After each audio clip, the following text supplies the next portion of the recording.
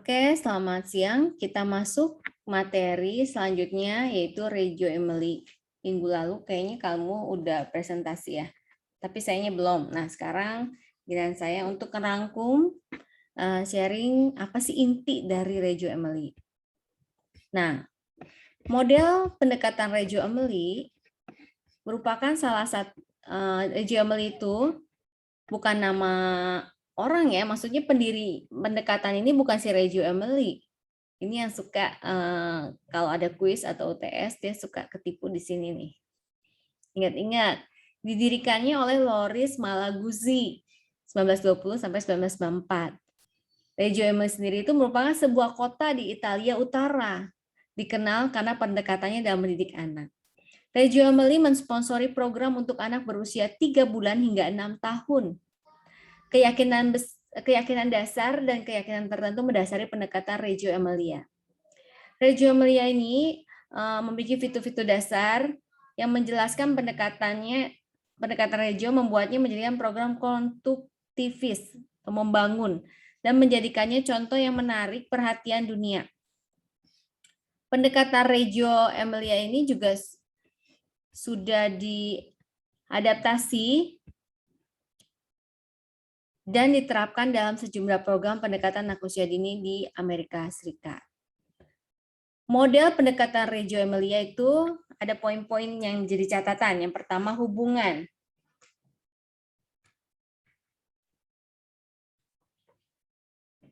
Hubungan, maksudnya apa? Hubungan di sini pendidikan berfokus pada setiap anak dan dilaksanakan dalam hubungannya dengan keluarga, anak-anak lain, guru, lingkungan sekolah, komunitas, dan masyarakat luas. Jadi setiap sekolah dipandang sebagai sistem di mana semua hubungan intern ini penting untuk mendidik anak. Jadi sama seperti yang yakini oleh Vygotsky. Anak belajar lewat interaksi sosial dan seperti yang dipertahankan Montessori, lingkungan mendukung dan penting bagi pembelajaran. Jadi di sini peran guru dia selalu mewaspadai bagaimanapun juga bahwa anak belajar banyak saat bertukar pikiran dengan temannya. Terutama ketika mereka berinteraksi dalam kelompok kecil. Kelompok kecil yang terdiri lebih dari 2 anak memungkinkan anak untuk memperhatikan, mendengarkan, dan menyimak orang lain, mengembangkan rasa ingin tahu dan minat mengajukan pertanyaan dan menanggapi. Jadi di sini hubungannya seperti itu. Jadi poin-poin penting dalam model pendekatan Reggio Emilia, pertama hubungan, adanya interaksi dalam kelompok dan guru itu mengawasi. Jadi dia ada adopsi dari Vygotsky tentang interaksi sosial dan dari Montessori betapa pentingnya lingkungannya mendukung. Yang kedua, poin kedua yang jadi catatan dan pendekatan ini adalah waktu. Jadi para guru di Reggio Emilia meyakini bahwa waktu tidaklah diatur oleh jam dinding dan kelangsungan proses belajar tidak boleh diinterupsi oleh hari dan tanggal. Jadi pemahaman anak tentang waktu dan ritme mereka masing-masing dipertimbangkan. Ketika membuat rencana dan melaksanakan kegiatan dan proyek, jadwal sehari penuh memberikan waktu yang cukup untuk anak kita, anak didik itu berkumpul bersama teman-teman di lingkungan yang kondusif untuk melakukan hal-hal yang memuaskan. Jadi nggak ada tuh jam segini begini, jam segini nggak ada. Di Reggio Emilia anak tuh bisa ngatur waktunya sendiri, bebas, tidak terikat waktu. Jadi mereka kalau misalkan lagi asik membuat proyek tertentu, ya mereka asik tuh sendiri. Nah, di sini pentingnya guru harus mengetahui ritme dan gaya belajar masing-masing anak. Pengenalan anak secara mendalam ini mungkin dilakukan karena anak-anak bersama guru dan teman-temannya dalam siklus 3 tahunan. Dari bayi hingga usia 3 tahun, dari 3 tahun hingga 6 tahun. Iya, kalau ingat Montessori, plans, ada 4 plans kan, ada bagian kalau Montessori 03, 36, 6, 12, 12, 18, 18, 24, itu kan ada pembagiannya. Nah, sama nih. Jadi Reggio Emilia ini dia ada ngambil dari Montessori juga, ada juga dari Vygotsky. Dan poin lagi itu ada peran orang dewasa. Di sini peran orang dewasa itu ada 3. Guru, atelierista, dan keluarga. Jadi orang-orang ini memiliki peran besar dalam kehidupan anak. Kesejahteraan anak berhubungan dengan kesejahteraan orang tua dan guru. Jadi memang kesejahteraannya saling terkait. Kesejahteraan semua pihak didukung dengan pengakuan dan dukungan atas hak-hak dasar. Anak memiliki hak untuk mendapat pengasuhan dan pendidikan berkualitas yang mendukung perkembangan potensi mereka. Hak tersebut dihormati oleh orang dewasa dan masyarakat yang menyediakan kebutuhan dan pendidikan tersebut. Orang tua memiliki hak untuk dilibatkan dalam kehidupan sekolah anak. Dan guru memiliki hak untuk berkembang secara profesional lewat kerjasama dengan guru lain dan peran orang tua. Oke, jadi guru memiliki hak untuk berkembang secara profesional lewat kerjasama dengan guru lain dan peran para orang tua.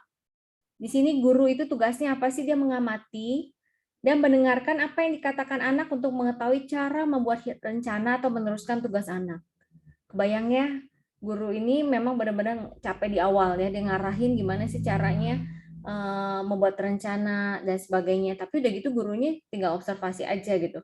Guru juga jadi fasilitator, menanyakan dan mencari tahu gagasan, hipotesis, dan teori anak. Guru membahas apa yang telah mereka catat dan amati, dan mereka membuat rencana yang fleksibel dan persiapan. Setelah itu, diajak diskusi dengan anak dan menawarkan kepada anak kesempatan untuk mencari tahu, mengulangi, dan memikirkan kembali tentang kegiatan yang telah dilakukan. Dalam hal ini, guru mendukung proses belajar sebagai proses berkelanjutan. Guru adalah rekan dan teman bekerja sama anak dalam proses penelitian dan pembelajaran yang berkelanjutan. Nah, itu guru. Kalau atelierista itu adalah guru yang terlatih dalam bidang seni visual, yang bekerja berdampingan dengan guru lain dan anak di TK, yang mengajarkan kunjungan ke pusat bayi balita. Atelierista membantu anak-anak menggunakan bahan-bahan untuk membuat proyek yang merefleksikan keikutsertaan dan usaha mereka untuk memecahkan persoalan. Yang terakhir, orang dewasa yang terakhir itu keluarga. Komponen yang penting dalam program Regio. Dan mereka diikutsertakan dalam komite penasehat yang menyelenggarakan setiap sekolah. Partisipasi keluarga diharapkan dan didorong dalam banyak hal, banyak bentuk, misalnya interaksi sehari-hari, bekerja di sekolah, diskusi masalah pendidikan dan psikologi, acara spesial, dharma wisata, dan perayaan-perayaan. Jadi keluarga juga memainkan peranan yang penting. Poin catatan penting lainnya adalah lingkungan. Lingkungan ini adalah ada ruang fisik, pusat-pusat dan sekolah regio ditata indah, lingkungan pesona dan penuh dengan hasil karya anak. Terus ada atelier. Tadi kan orangnya itu atelierista.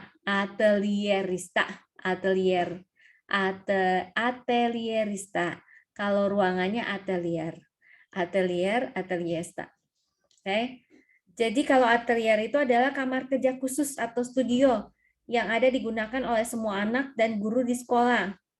Ada studionya, dan kalau terkenal nih, kalau Reggio Emilia ini ruangannya indah-indah. Nanti kita lihat ya, di YouTube juga banyak kalau kamu mau browsing ya.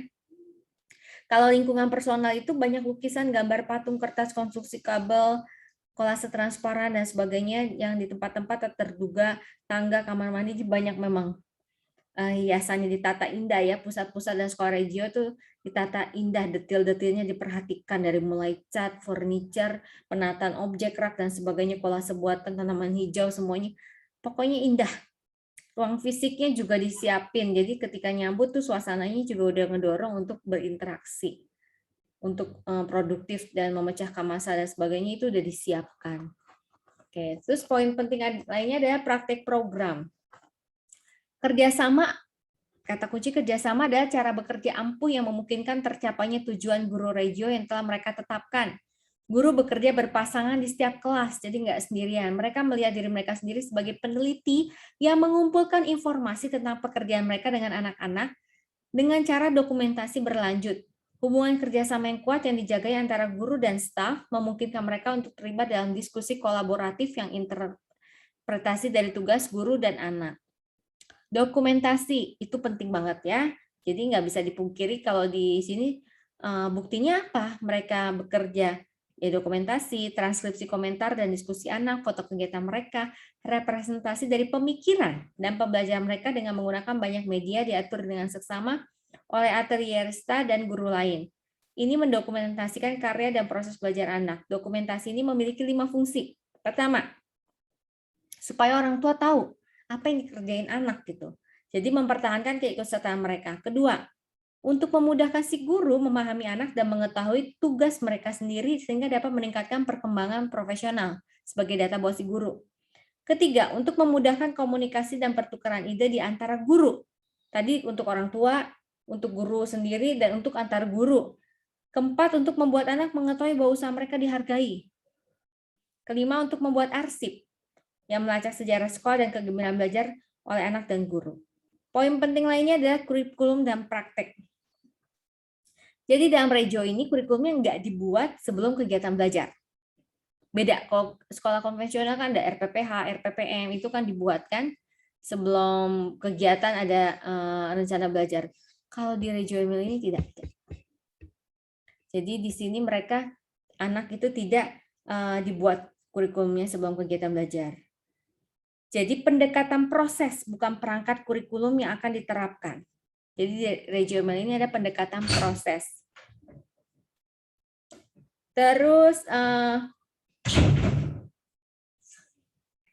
guru mengungkapkan tujuan umum dan membuat hipotesis tentang arah yang akan diambil oleh kegiatan dan proyek. Jadi setelah mengamati kegiatan anak, para guru membandingkan, membahas, dan menafsirkan bersama observasi mereka dan membuat pilihan yang mereka diskusikan dengan anak tentang apa yang ditawarkan dengan cara mendukung anak bereksplorasi dan belajar. Jadi sebenarnya kurikulumnya itu muncul dalam proses kegiatan atau proyek dan fleksibel untuk disesuaikan dengan dialog berkelanjutan antara guru dengan si anak. Kebayang ya, anak TK udah kayak begini. Dari kecil udah dibiasain untuk negosiasi, untuk dialog, dan project based learning juga gitu. Karena proyek-proyek itu menjadi tulang punggung kegiatan belajar anak dan guru. Proyek-proyek tersebut didasarkan pada keyakinan bahwa belajar sambil mengerjakan sangatlah penting dan bahwa berdiskusi dalam kelompok dan memikirkan kembali gagasan dan kegiatan adalah cara terbaik untuk memahami dan belajar. Gagasan untuk proyek berasal dari kegiatan anak dan guru ketika mereka membangun pengetahuan bersama. Proyek itu kapan bisa berlangsung beberapa hari, bahkan beberapa bulan. Proyeknya dimulai dari peristiwa, gagasan, atau masalah yang diajukan oleh satu anak atau lebih. Atau yang digagas oleh guru. Jadi guru kayak bareng-bareng nih researcher, jadi peneliti bareng. Terakhir pertimbangan. Pertimbangan itu apa? Jadi pikirkan sejumlah hal ketika Anda memikirkan pendekatan Reggio Emilia dan bagaimana pendekatan tersebut berhubungan dengan pekerjaan Anda sebagai guru pendidikan usia dini. Oke, ini di kita nih. Kita sama-sama disuruh mempertimbangkan. Pertama, dasar teori pendekatan ini adalah konstruktivisme. Sama kayak kemarin ya. High scope juga konstruktivisme juga. Dan memiliki gagasan-gagasan yang tidak sesuai. Nih, catatannya di sini bedanya.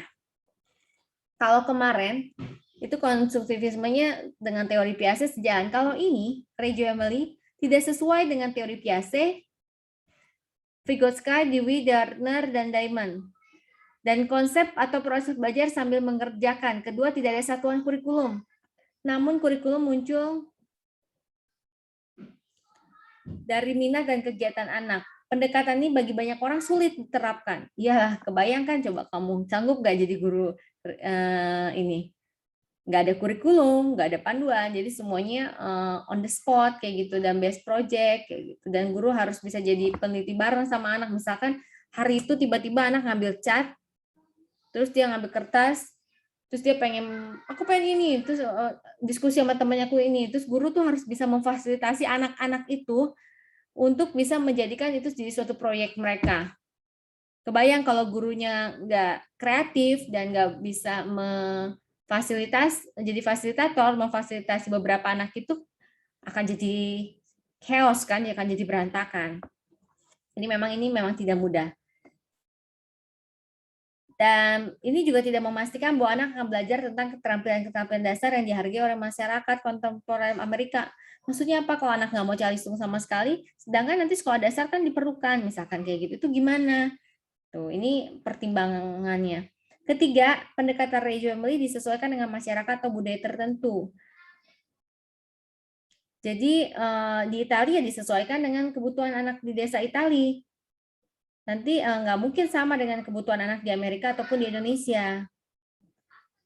Kalau ini kan asalnya dari Italia kan, jadi pandangan Italia tentang pendidikan adalah bahwa itu merupakan tanggung jawab negara dan negara menyediakan dukungan dana besar. Apakah itu sesuai dengan negara lain? Meskipun pendidikan adalah fungsi negara, kendali pendidikan komunitas lokal adalah penting dan keramat dalam pendidikan. Fitur penerapan program menunjukkan bagaimana pendekatan regio mengilhami para profesional mengadaptasi dari program mereka. Jadi kalaupun mau diambil harus benar-benar disesuaikan, sesuai nggak sih sama negara atau daerah kita gitu. Ini tadi dokumentasi ya, 5 fungsi tadi. Sudah saya jelaskan, orang tua untuk mengetahui kegiatan anak dan mempertahankan keikutsertaan mereka. Jadi dokumentasi fungsinya untuk orang tua. Kedua, untuk guru itu sendiri, untuk bisa evaluasi, memahamin anak. Terus ketiga, antar guru. Keempat, anak itu merasa dihargai usaha mereka. Kelima, untuk arsip. Ya, oke.